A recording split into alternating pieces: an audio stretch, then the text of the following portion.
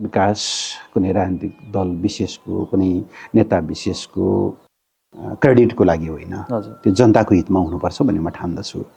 मलाई कालीगण्डकी करिडोरको निम्ति कसैले श्रेय नदिँदा पनि म सन्तुष्ट हुन्छु। हुनु पर्यो त्यो काम समयमा सम्पन्न। मदन भण्डारीको निम्ति कसैले श्रेय दिनुहुन्न भने पनि मलाई केही फरक पर्दैन। तर त्यो बाटो टाइममा कम्प्लिट भएर गुलिमेली जनताले त्यसको लाभ लिन पाउनुभयो भने पुग्यो। 63 सालमा म पर्यटन मन्त्री हुँदा हामीले सिमिचौर एयरपोर्टको सम्भाव्यता अध्ययन गऱ्यौँ, शिलान्यास गऱ्यौँ र काम सुरु गऱ्यौँ। 70-68 सम्म म संविधान सभा सदस्य थिएँ। केही काम प्रारम्भिक कामहरू, जग्गा अधिग्रहण र केही प्रारम्भिक निर्माणका कामहरू भएका थिए। करिब 4 वर्ष म पार्लिमेन्ट बाहिर रहँदाखेरि चाहिँ त्यसमा एक पैसा पनि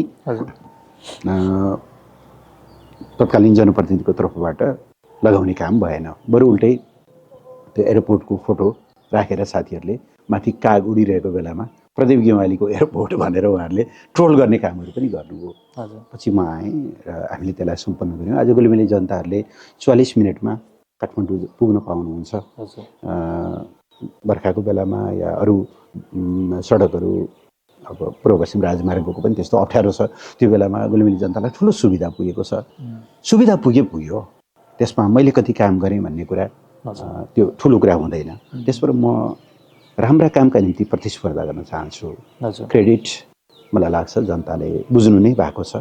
त्यसमा धेरै होडबाजी गर्ने मेरो स्वभाव पनि छैन र म त्यसमा कुनै त्यस्तो कुराहरूमा प्रतिस्पर्धा गर्न पनि चाहन्न।